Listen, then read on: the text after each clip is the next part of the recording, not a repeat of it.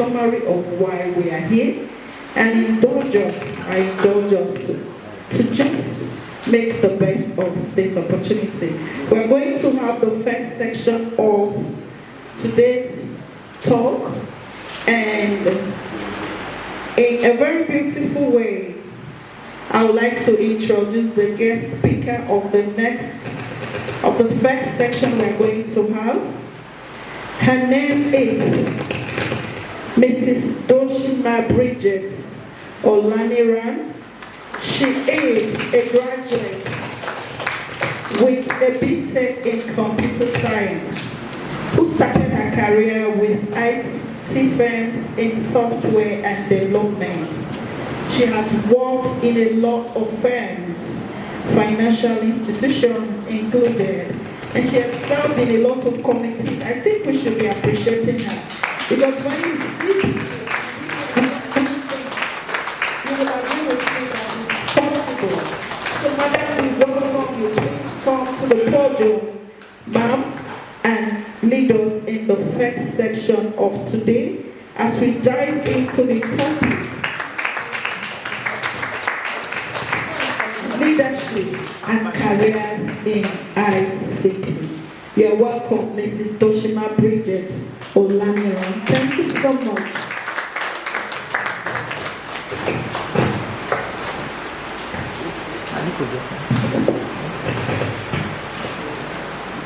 Please, let's put our hands together.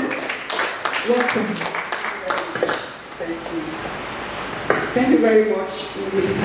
Sorry, what's the name? Nora, thank you so much. She has really done justice, and she has actually made my work very easy. I mean, the motivation, she has already started it, and I think I just need to do very little to convince you, to encourage you further.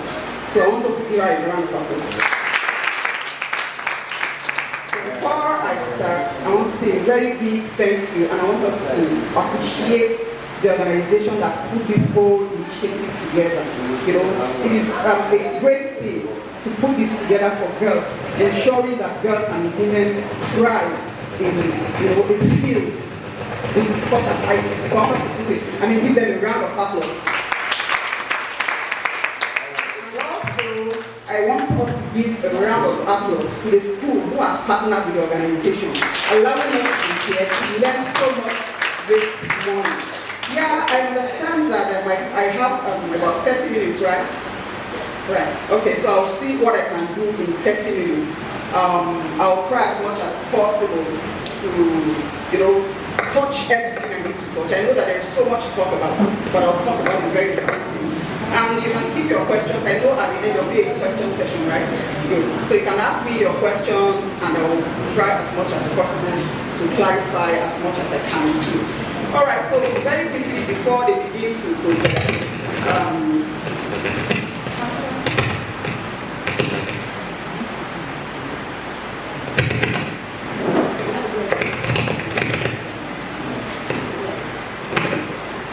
all right, so before they begin to project, very quickly, like we all know, Girls in ICT today we celebrated, of course, every last Thursday in the month of April, right?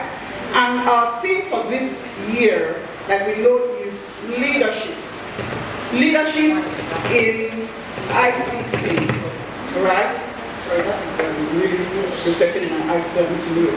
All right? So, what is leadership? When we speak about leadership, what is leadership? Sorry, before I begin, can I ask a question? Are we all in sciences, or is it a mixed class? Is it a mixed class? Sciences, arts, commercial? Oh, everyone here is this a science school? Okay, but all of you here are science students. There are art students. There are art students. Beautiful, beautiful. Because I actually want it to be a mixed class. Because as you see, ICT is not, just for those who are in sciences. Like we would know. Well, in the past, maybe in our days, when we were going to school, it was made to look like, oh, before you can practice anything in ICT, you have to be a science student. Gone are those days.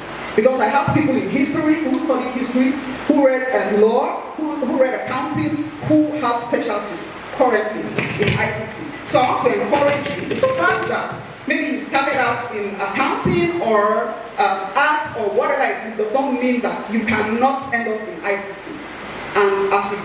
going to see, there are a few women, some women specifically, because we are speaking about women today, and like Nora said, I want it to be an interactive session, right? So please pay attention. I'm going to be asking us questions just to be sure that we are all following, right? So please pay attention. When I was invited to come for this occasion, I cast my mind back to when I was in the school, and I told myself, if I had this opportunity, well, that's not to say that I didn't do well because I didn't have this opportunity. But there are many others that would have done well or done better if they were exposed to this kind of opportunity. So I want you to take this opportunity seriously, think well, encourage yourself, tell yourself you can do it. If the men can do it, you can do it, all right? And like Nora said, we're not competing with the male folk, are we? We're not competing with them. They are men, we are women, right? We are girls, right? And they are boys. We're not competing. All you should strive to do every day is to be a better version of yourself. And like I always tell you, of course I have children like you in secondary school. Like I always tell them, always ensure, when you come back and you bring a result that has first, of course we'll all jubilate and be happy. But I don't beat them up if they don't come first. All I tell them is ensure you are better than what you did yesterday. So I'll repeat the same thing Miss Nora has told you. Ensure you are a better version of yourself. So very quickly, moving on, since we are speaking about leadership, let me just say a few things about leadership, right? We have who is a leader actually? A leader is someone who guides others, right? Who inspires others to follow, right? A leader inspires others to follow and ensures that they follow him. Inspires, influences others to follow him, to achieve a common goal. That is who a leader is, right? Someone who inspires others, who encourages others, who influences others towards achievement of a common goal, right? That's who a leader is, all right? And then we have various kinds of leaders, generally. Of course, I'm just going to talk about a few. Just a few of them. We have visionary leaders. Visionary leaders are leaders who have a vision that are working towards, right? Maybe someone has a vision. For example, a humanitarian world organization, right, has a vision that wants to ensure that girls are not left out in the world of ICT. That's the vision for this program particularly, right? So, a visionary leader has a vision. Humanitarian purposes are their vision, right? That's part of it. So they have a vision, and then they share this vision, and they ensure that they're able to communicate it so much so that others tag along with them, others join them to ensure that this vision is fulfilled. And an example of such a leader is Martin Luther King. I believe, how many of us have heard about him? How many of us? You heard about Martin Luther King, right? Can anybody tell me one of his favorite phrases? One phrase that we have heard lately several times. Any of us? Don't be afraid. Speak up. Speak up. That's how to be a leader, right? Speak up. Any of us? I have a dream. Beautiful. Thank you. So Martin Luther's dream has actually come to pass, and it is still, being built on. So that's a visionary leader. Then very quickly, since I know I don't have so much time, I'm not going so much on that. We have servant leaders like Mother Teresa. She was a servant. She, ensured that she took care of the poorest of the poor. Very poor in the society. She ensured that she led along. She led people and brought them to ensuring that those people were taken care of. We have innovative leaders. And what innovative leaders, of course, this is actually going to be one of our focus for today, right? Technology is innovative, right? It's not like it's only in technology we have innovation, but most of the things that, where innovation keeps coming up every now and again is technology. And so, we are training us, one of the key attributes of leadership that I want us to imbibe is being innovative leaders, right? As girls in ICT, as women in ICT, as people in ICT generally, we should be innovative. We have to have that attribute. Even if you have all other attributes, right? We must be innovative leaders. And an example of an innovative leader, like it's there, I wish I had not put it, so that I will ask us to give me one. Elon Musk. How many of us have heard about Elon Musk? Okay, so please, what do you know about him?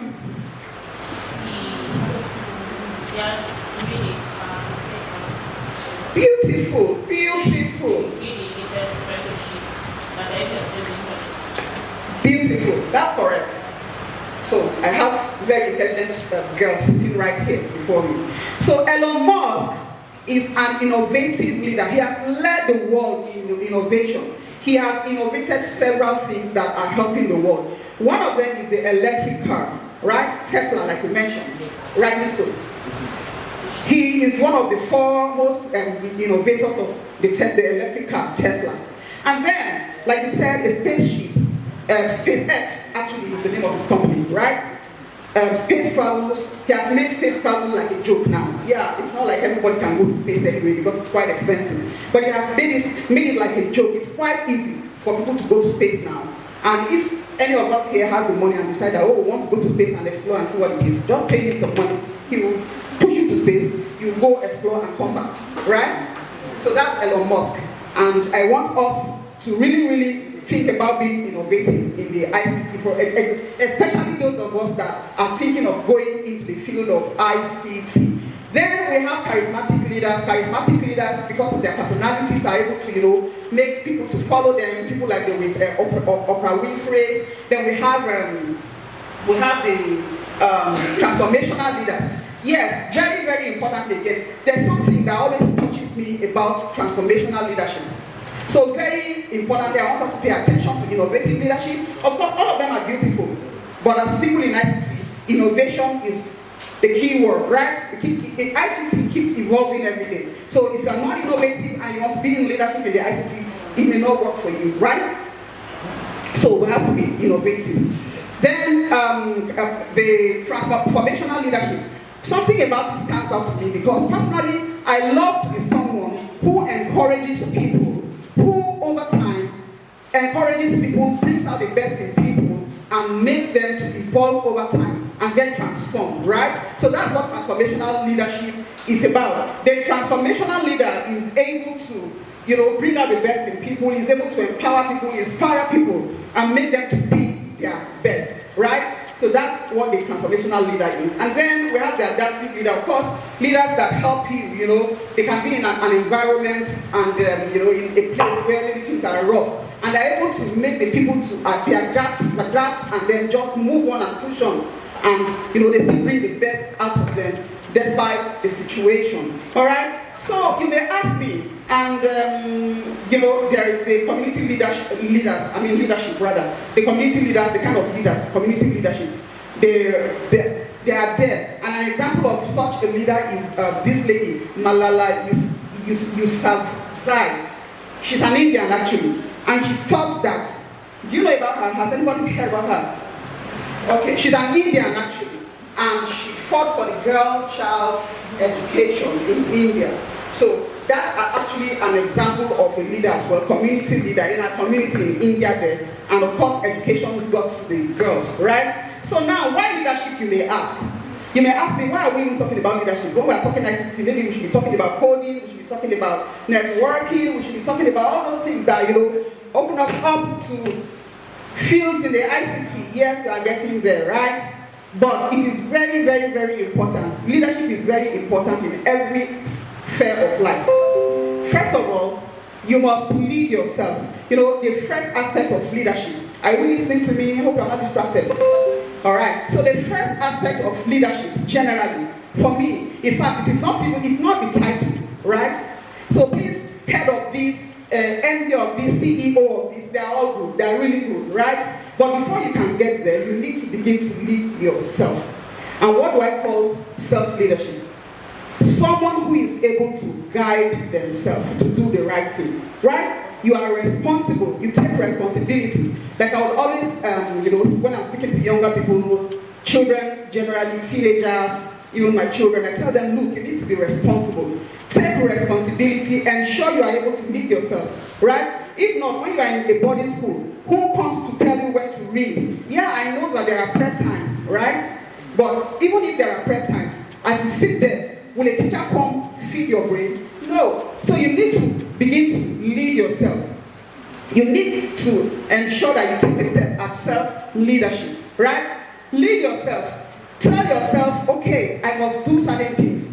I set goals for myself. And when you set goals, of course, SMART goals, that's specific goals, measurable, achievable, realistic, and time-bound goals, right? You tell yourself, okay, maybe last term I scored this mark in a particular subject, and this term I want to ensure that I score this, and how do I do it? How do I achieve that? Or last term I was not able to finish reading and summarizing my notes before a certain time, but this term I want to be able to do that. So how do I do it?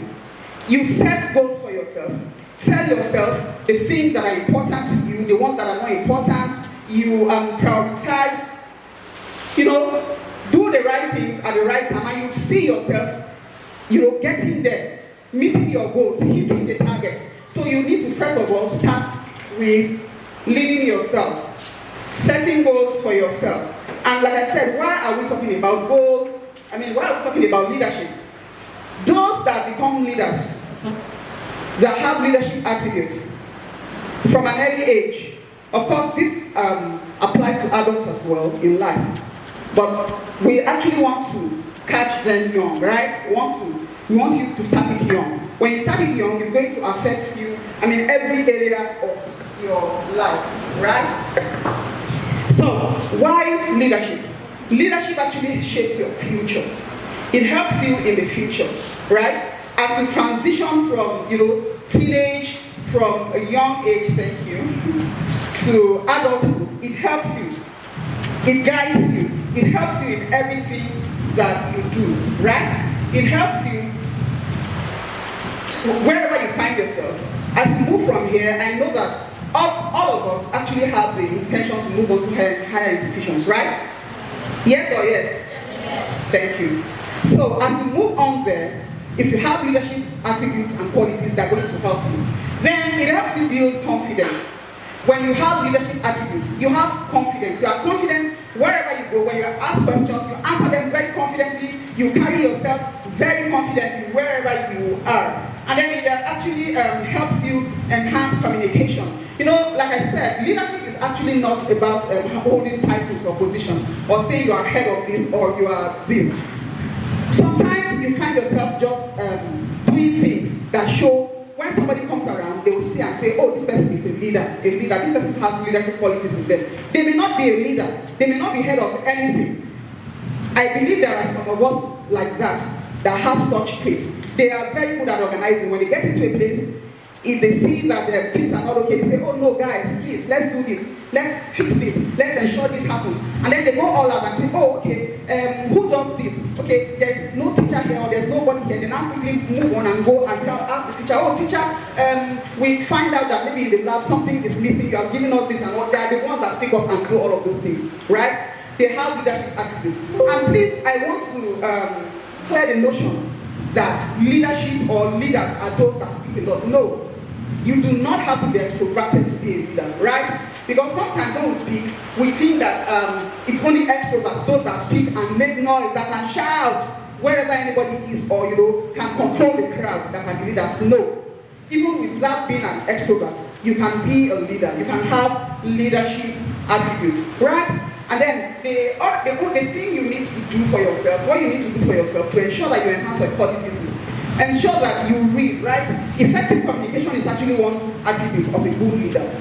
Being able to pass information, concise information, clear information for people to understand. Pass the information, speak to people, let them understand, and then provide feedback. So that is an art that we need to study, we need to work on.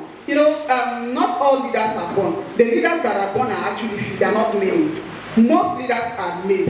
There are people that have practiced, that have taken it upon themselves that, oh, I want to have some qualities that make me, confident in the public when I want to answer questions, when I want to do presentations, when I want to do certain things. And then they work on themselves. And before you know it, they become really good. So I want us to take it upon ourselves to ensure that we build these things. Of course, another benefit of leadership is it encourages collaboration. Those that are leaders love to collaborate. They work with others. They work in teams. As you grow up and as you move on into higher institutions, you realize that you need to do a lot of collaboration, working with other people, and then eventually when you move on and get to the world, where you understand the labor world, you understand that you need to do a lot of collaborations. You work with people. You don't work alone. There's no standalone person. if you are doing your business. And even when you do your business, you still work with human beings, right? So I would like us to build all those things. Learn to collaborate, work amongst your peers. Then it helps you to promote initiative. I don't know how many of us growing up, in fact, in my house, I heard that word a lot. My parents say, oh, you people, please show some form of initiative now. I don't know, do we hear it? But our parents tell us, show some form of initiative now. Don't you have initiative? How many of us hear it in our houses? Or have parents stopped saying it? Have parents stopped? Okay, maybe they have. Maybe they new set of parents, but some of us have transferred it. Please, show some initiative. What does that mean? Doing, okay?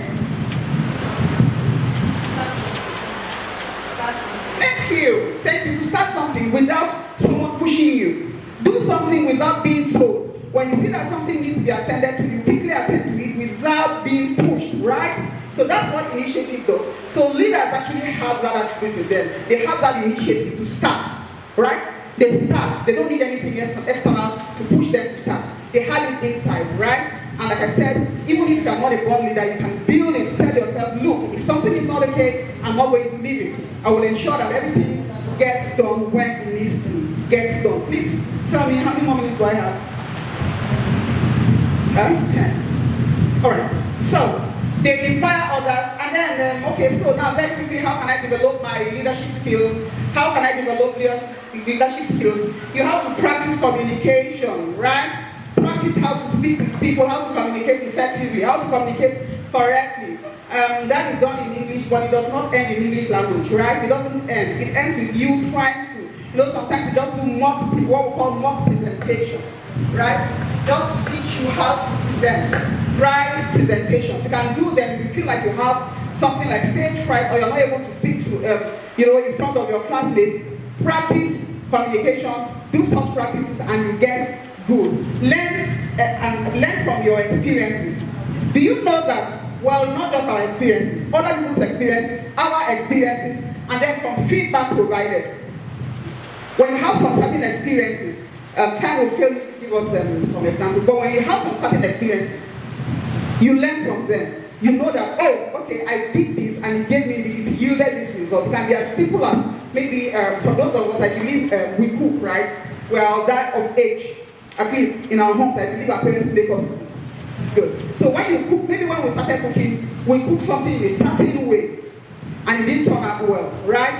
Experience has taught you not to do it that way. Or maybe when you, for example, when you boil rice, you put so much water, maybe some 5-6 cups of water, and then it became very soggy. Experience has taught you not to add so many cups anymore. So subsequently, when you are cooking, it might be strong actually, you might put way less water. But eventually you will learn to balance it out. So that's what experience does to you. It teaches you how to do things the right way. And then feedback. You may cook and then someone may say, it was quite salty. Well, of course, your taste buds will tell you also and all. So you correct it. So feedback and then our experiences teach us how to develop our leadership skills. Then leading by example, and then books. Read.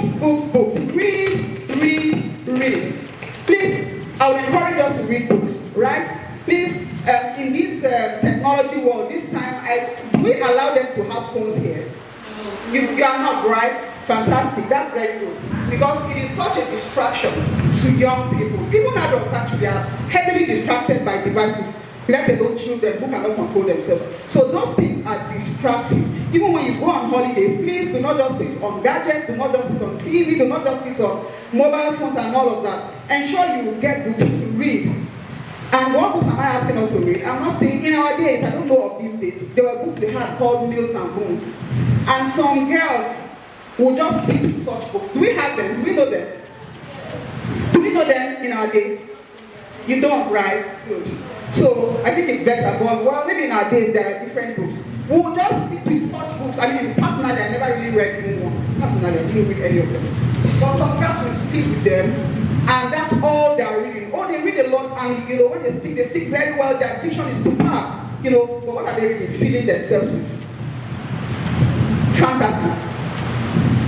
Things that are not real, right? It's good to read, and I love novels. I read novels too, right? A lot.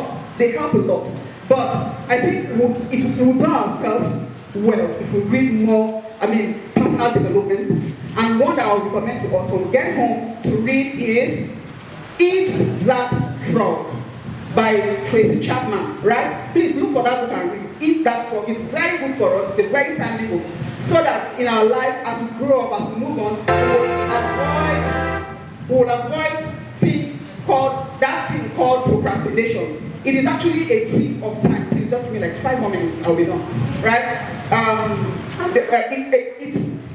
That thief of time. I hope you are listening to me. Please pay attention. That thief of time, procrastination, is a terrible thing. It is one thing that makes students not be able to achieve as much as they need to achieve. So please, when we get home this holiday, ask your parents to buy you that book by Tracy Chapman, Eat That Frog. It's going to help you a lot. Alright? So now, very quickly, there are women. We are talking about girls in tech. So we are moving to the main thing before I wrap up. Girls in tech, right? So I want to mention a few women who have blazed the trail in technology. And some of those women, tech trailblazers, actually, I think some of them were in the 18th century, 19th century. Quite a number of them, I'm going to mention them. And one of them is actually the first computer programmer in the world. And that's Ada Lovelace, right? She is the first computer programmer. And she did a whole lot. In those days, I think it was in the 19th century, yes. She was one of those that contributed to building Charles Babbage's analytical engine. How many of us have heard about Charles Babbage? You have, right? Good. So she worked on Charles Babbage's analytical engine. And then the second is Grace Hopper. Grace Hopper is a pioneer in computer programming. She's called the Queen of Code.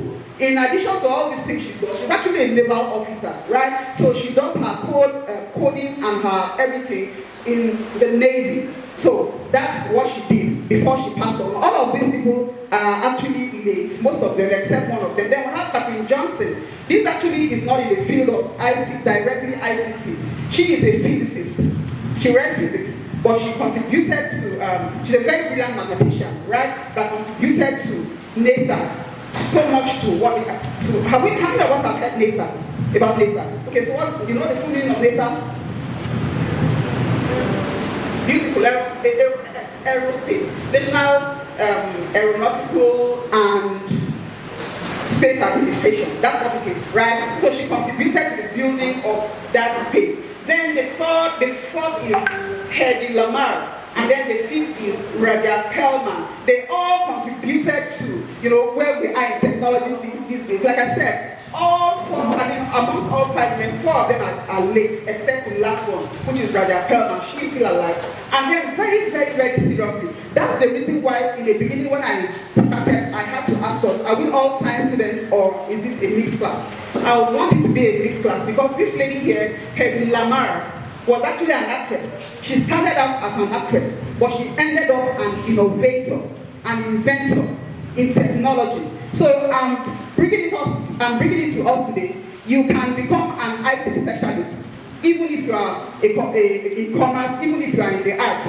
You can do it if you decide to later on in life. So don't let anything discourage you. Then in our contemporary days, we have Dr. Faye Lay, we have Reshma Saujani, we have Helen Grainer. My time is fast spent, that's why I'm rushing through them all. We have Dr. Hadia Nicole Green, we have Dr.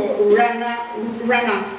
Yeah, so in our contemporary days, these ones are still all young women who are still blazing the trail in technology. So I'm encouraging us, I'm bringing out all these names, encouraging us, letting us know that we can do it, if these men can do it. And if Ada Lovelace did it in those days, in 18 something, I can imagine what it was like for women to be in technology, to be in ICT. But she blazed the trail, she went there, she didn't care whether they were all men, and she went there and did it.